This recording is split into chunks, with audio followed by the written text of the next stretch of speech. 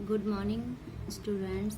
आज हम हिंदी का 5th क्लास का हिंदी का फर्स्ट सेकंड चैप्टर जो हम कर चुके हैं, थर्ड चैप्टर करेंगे आज हिंदी का, जिसका नाम है मैं हूँ बिजली। इस चैप्टर में हमें बिजली के बारे में बताया गया है। इसमें बिजली खुद बोल रही है कि मैं हूँ बिजली, आज के युग की पहचान। मैं हूँ बिजली, आज के युग की पहचान। जो बिजली कह रही है कि मैं आज के युग की पहचान हूँ। आज का युग सच माने तो मेरा ही युग है, क्योंकि धरती से आकाश तक सब और बस मैं ही मैं दिखाई देती हूँ। बिजली कहती है कि आज के युग में अगर हम सच माने तो सिर्फ उसका ही युग है, सिर्फ उनका ही युग है, क्योंकि धरती से लेकर आकाश तक सब जगह सिर्फ बिजली ही बिजली दिखाई देती है। अगर तुम यह गिनने बैठो कि तुम्हारे जीवन में काम आने वाली चीज़ों में कौन कौन सी चीज़ें जो मुझसे चलती हैं, तो गिनते गिनते परेशान हो जाओगे। बिजली कहती है अगर हम लोग ये गिनने के लिए बैठे कि हमारे टाइम में कौन कौन सी चीज़ें ऐसी हैं जो बिजली से चलती है, तो हर एक चीज़ ऐसी है आज के टाइम में मोस्टली जो कि बिजली से चलती है। तो हम गिनते गिनते परेशान हो जाएंगे कि कौन कौन सी चीज़ें हैं जो बिजली से चलती हैं। तब भी सूची पूरी नहीं होगी, और हम गिनते रहेंगे तभी भी हमारी लिस्ट जो है वो कंप्लीट नहीं होगी कि कौन कौन सी चीज़ें हैं जो बिजली से चलती हैं। यहाँ तक कि बड़े बड़े बैंक, फैक्ट्रियाँ सब मेरी ओर इस तरह ललचाई नज़रों से देखते हैं जैसे मैं ही इनकी भाग्य विधाता हूँ। बिजली कहती है कि बड़ी बड़ी फैक्ट्रियाँ या बड़े बैंक जो होते हैं वो सब ललचाई नज़रों से उसकी ही तरफ देखते हैं जैसे कि वही उनकी भाग्य विधाता है। मैं हूँ तो सब ठीक ठाक, और मेरे जाते ही सब कुछ उलट पुलट हो जाता है। जब तक लाइट रहती है तब तक तो सब ठीक ठाक रहता है, और लाइट के जाते ही सब कुछ उलट पुलट हो जाता है। और केवल धरती की बात ही क्यों की जाए, बिजली कहती है अब केवल सिर्फ धरती की ही बात क्यों की जाए, आदमी का अंतरिक्ष कार्यक्रम भी पूरी तरह मुझ पर ही निर्भर है। अंतरिक्ष में जो भी साइंटिस्ट वगैरह काम वो करते हैं, खोज वगैरह करते हैं, तो वो भी सारा जो लाइट पर ही निर्भर करता है, पूरा डिपेंडेंट लाइट पे ही डिपेंडेंट होता है। मैं नहीं तो बड़े बड़े कंप्यूटर कहाँ से चलेंगे, अगर बिजली लाइट नहीं होगी तो बड़े बड़े कंप्यूटर कहाँ से चलेंगे, लाइट से ही तो चलते हैं सारे। कुल मिलाकर असलियत तो यह है कि मैं नहीं तो कुछ भी नहीं। और बिजली कहती है कि कुल मिलाकर रियलिटी तो यही है कि सारी चीज़ें जो है वो सिर्फ बिजली से ही, मोस्टली बिजली से ही चलती हैं।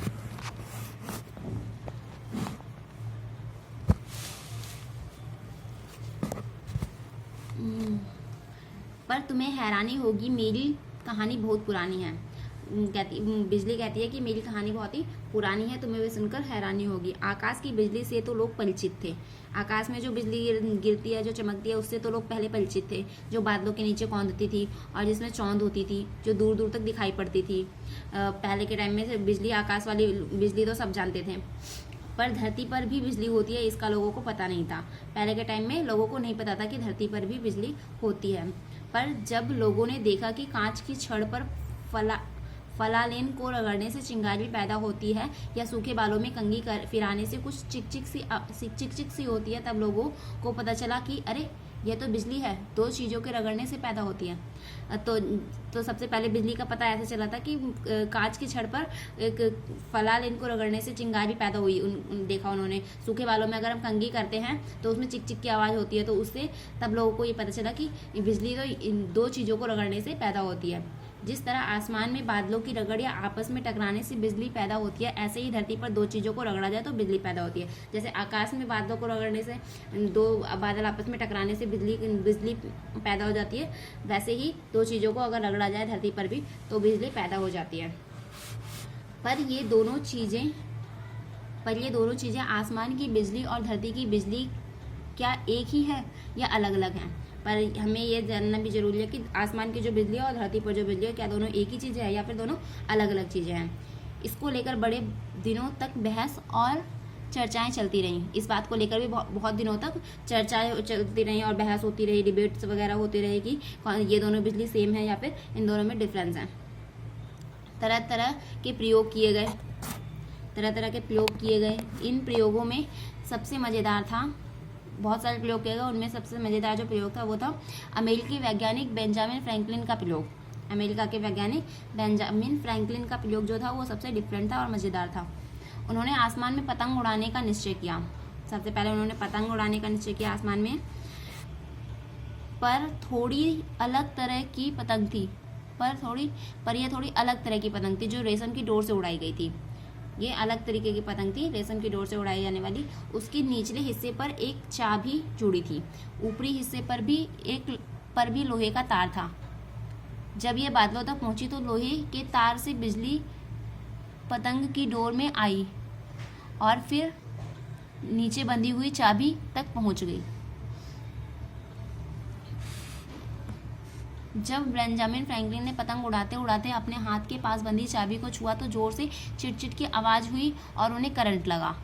तो उन्होंने कैसी पतंग उड़ाई थी? पहले जो पतंग उड़ाई वो रेशम की डोर से उड़ाई थी और ऊपरी हिस्से पर उसके लोहे का तार बांधा और नीचे एक चाबी जोड़ दी। और जब बादलों तक पहुंची जब वो पतंग, तो उसमें उसकी डोर में लोहे की तार के नीचे बिजली के पतंग की डोर में आई और फिर नीचे बंधी। और नीचे जब बादलों तक वो पहुंची तो उसमें बिजली आ गई पतंग में, और वो पतंग से बिजली वो नीचे चाबी तक पहुंच गई। और जब उन्होंने टच किया तो उन्हें करंट लगा। पर बेंजामिन फ्रैंकलिन इससे घबराए नहीं, बल्कि खुशी से उछल पड़े। उन्हें डर नहीं लगा कि मुझे करंट लग गया, वो खुशी से उछल पड़े और उन्हें अपने सवाल का जवाब मिल गया। क्योंकि उन्हें अपने जब सवाल का जवाब मिल गया था इसलिए वो खुश हुए। यानी आकाश की बिजली भी धरती की बिजली की तरह है, दोनों में कोई अंतर नहीं है। उन्होंने कहा कि आकाश की बिजली भी जो है वो धरती की बिजली की तरह ही है, उन दोनों में कोई भी डिफरेंस नहीं है। इसके बाद तो मुझे लेकर होने वाली रिसर्च में इतनी तेजी आई कि चारों ओर मेरी ही चर्चा सुनाई देती थी। बेंजामिन फ्रैंकलिन वो बिजली कहती है। फिर इसके बाद तो ऐसा लगा कि इतनी ज़्यादा रिसर्च होने लगी कि चारों ओर सिर्फ बिजली की ही चर्चा होने लगी। थॉमस अल्वा एडिसन ने बिजली के बल्ब का आविष्कार किया तो सारी दुनिया में हलचल मच गई। थॉमस अल्वा एडिसन ने किया था बिजली के बल्ब का आविष्कार, तो उससे भी और भी हलचल मच गई। लोग एडिसन के शुक्रगुजार हो गए क्योंकि उन्होंने आदमी को अंधेरी दुनिया को उजाले से भर दिया। और लोग उनके शुक्रगुजार हो गए, उनके थैंकफुल हो गए कि उन्होंने अंधेरी दुनिया में एक उजाला कर दिया बल्ब का आविष्कार करके। इधर मुझे सुरक्षित रखने की कोशिशें भी लगातार चल रही थी ताकि मैं उपकरणों में इस तरह बंद रहूं कि जब चाहे मेरा इस्तेमाल हो सके। और इधर बिजली को भी सुरक्षित रखने की भी कोशिशें लगातार चल रही थी कि उन्हें इस तरह से बंद करके रखा जाए ताकि इसका इस्तेमाल बार बार दोबारा से किया जा सके। इसके लिए वैज्ञानिकों को बैटरियाँ बनाने का उपाय सूझा। उसके लिए उन्होंने क्या किया? बैटरी बनाई, बैटरी में बिजली को कैद करके रखा जा सके ताकि। आखिर किस्म किस्म की बैटरियां बनी, छोटे से छोटे सेल बने। जरा सोचो, तुम्हारे टीवी का रिमोट या कंप्यूटर का कार्डलेस माउस, सब में मेरा सूखा सेल ही तो काम करता है, वरना ना तुम्हारा कंप्यूटर चले ना टीवी। बिजली कहती है कि जो तुम्हारे छोटे छोटे सेल होते हैं, टीवी का जो रिमोट होता है उसमें, कंप्यूटर का जो कार्डलेस होता है माउस के अंदर, उसमें सारे सूखे सेल ही काम करते हैं और इनसे ही वो कंप्यूटर और टीवी चलता है। अगर वो काम ना करे तो कंप्यूटर और टीवी बंद हो जाता है।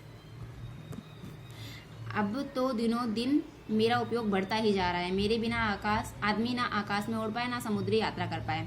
अब तो दिन पर दिन क्या हो रहा है? बिजली का उपयोग बढ़ता ही जा रहा है। अब तो उसके बिना ना कोई आकाश में उड़ सकता है और ना ही कोई समुद्री यात्रा कर पाएगा। और हाँ, आज की ज़्यादातर रेलगाड़ियाँ भी तो मैं ही चलाती हूँ। बिजली कहती है कि और आजकल की तो ज़्यादातर रेलगाड़ियाँ जो वो भी तो मैं ही चलाती हूँ। आजकल जगह जगह पानी और ऊर्जा से मुझे पैदा करने की कोशिशें की जा रही हैं ताकि मेरी बढ़ती हुई मांग को किसी तरह पूरा किया जा सके। और आज के समय में जगह जगह पर ऊर्जा को पैदा करने के लिए पानी और ऊर्जा से पैदा की जा रही है बिजली को, ताकि बिजली की मांग को पूरा किया जा सके। जगह जगह ताप बिजली घर भी बन रहे हैं जिनमें दिन रात मेरा उत्पादन हो रहा है। बिजली का उत्पादन करने के लिए बिजली घर बनाए जा रहे हैं बहुत सारे। डॉक्टर भाभा ने भारत के भविष्य का जो सपना देखा था उसमें उन्हें ताप बिजली का महत्व समझ आ गया था। डॉक्टर भाभा जो थे उन्होंने बिजली के ताप का एक सपना देखा था जिसमें कि उन्हें बिजली के ताप का महत्व समझ आ गया था पहले ही। उन्होंने बड़े बड़े ताप बिजलीघर बनाने की योजना बनाई थी। उन्होंने ही सबसे पहले ताप बिजलीघर बनाने की योजना बनाई थी। वैज्ञानिक क्षेत्र में भारत आज इतनी तेज़ी से प्रगति कर रहा है और हमारा जीवन खुशहाल है तो इसका बहुत कुछ श्रेय डॉक्टर भाभा के महान स्वप्न और प्रयत्नों को ही मिलना चाहिए। वैज्ञानिकों के क्षेत्र में भी आजकल हमारा भारत जो है वो बहुत तेज़ी से प्रगति कर रहा है, बहुत सक्सेस मिल रही है उसे, और हमारा इसी वजह से हमारा जीवन जो है वो खुशहाल है। और इस सब का श्रेय डॉक्टर भाभा को जाता है जिन्होंने सबसे पहले ये सप्ताह बिजली घर बनाने का सपना देखा था, उसकी योजना बनाई थी। इसके साथ ही तुम सभी को उनके इस सपने को पूरे करने में मदद करनी होगी और इसके साथ ही हमें उनके सपने को पूरे करने में भी हेल्प करनी होगी। आज से प्रतिज्ञा करो कि तुम मुझे बेकार खर्च नहीं करोगे, ताकि अधिक से अधिक लोग मेरा लाभ उठा सकें। और आज इसीलिए वो बिजली कह रही है कि आज से तुम लोग प्रतिज्ञा करो कि मुझे बेकार में खर्च नहीं करोगे, बेकार में बिजली बर्बाद नहीं करोगे, ताकि ज़्यादा से ज़्यादा लोगों तक बिजली पहुँच सके और वो उनका लाभ उठा सकें। और अब आखिरी बात यह है कि भाई मैं थोड़ी गुस्सैल हूँ और छेड़छाड़ बिल्कुल बर्दाश्त नहीं कर पाती। बिजली कहती है कि आखिरी बात ये है कि मैं बहुत ही ज़्यादा गुस्सैल हूँ और छेड़छाड़ तो मुझे बिल्कुल भी बर्दाश्त नहीं होती है। जो मुझसे ज़्यादा छेड़छाड़ करते हैं उन्हें मैं झटका देकर दूर भगा देती हूँ। जो भी बिजली से ज़्यादा छेड़छाड़ करता है तो वो क्या करते हैं, करंट लग जाता है उन्हें और वो झटका लग जाता है उन्हें। सच तो यह है कि मैं ताकत की जादूगर हूँ। मुझ में अच्छे गुण भी हैं और बुरे भी, लेकिन अच्छे गुण ज़्यादा हैं। वो कहती है रियल बात तो ये है कि मैं ताकत की जादूगर हूँ, मेरे में इतनी ज़्यादा पावर है कि बहुत ज़्यादा पावर है। अच्छे गुण भी हैं उसके और बुरे गुण भी हैं, लेकिन जो अच्छे गुण हैं वो ज़्यादा हैं। अगर कोई संभाल कर मेरा इस्तेमाल करे तो वह मेरी प्रशंसा करते नहीं थकेगा। अगर कोई उसका बिजली का इस्तेमाल संभाल कर करे तो वो उसकी हमेशा प्रशंसा ही करेगा, कभी भी उसकी बुराई नहीं करेगा। इस चैप्टर के सारे शब्दार्थ करने हैं कॉपी में आज, और चैप्टर रीड करना है अच्छे से, और शब्दार्थ पूरे कॉपी में करने हैं आज के डेट में। ओके।